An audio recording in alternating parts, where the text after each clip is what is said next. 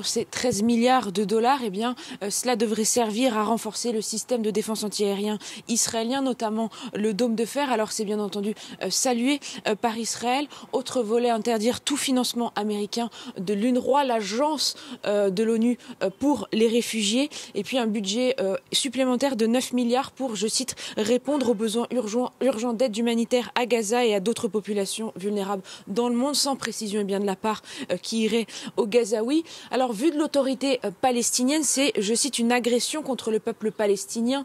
C'est ce qu'a communiqué le bureau du président Mahmoud Abbas.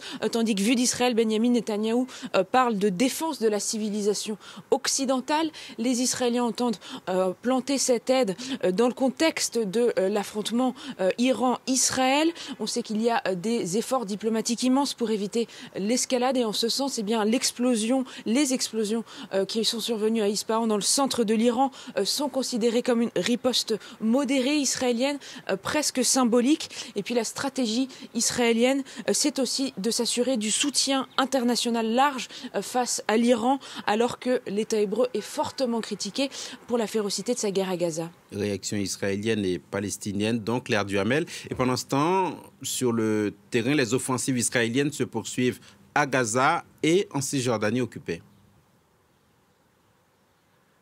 Oui, cette semaine, il y a eu énormément de tensions en Cisjordanie. Hier soir, l'armée israélienne s'est retirée du camp de Nour Shams à Toul-Karem après 48 heures d'un raid. 14 Palestiniens tués selon le Croissant Rouge palestinien, tandis que l'armée israélienne estime avoir tué 10 terroristes. Je cite, des sources dans la ville nous disent que le niveau de destruction des infrastructures est sans précédent. Il y a 7000 habitants dans ce camp de réfugiés et c'est l'un des bastions des groupes armés palestiniens qui s'opposent à l'armée israélienne.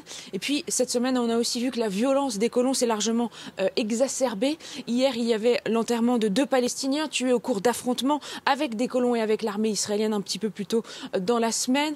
On estime que 5 Palestiniens cette semaine ont été tués dans des affrontements du type. La famille, par exemple, de ces 2 Palestiniens que nous avions rencontrés un peu plus tôt dans la semaine disent que ces violences des colons se sont exacerbées depuis des mois. Et puis au début de la semaine, un adolescent israélien, un berger colon de 14 ans, a été tué vraisemblablement par des Palestiniens. Et cela a bien sûr exacerbé la violence des colons tout au long de la semaine.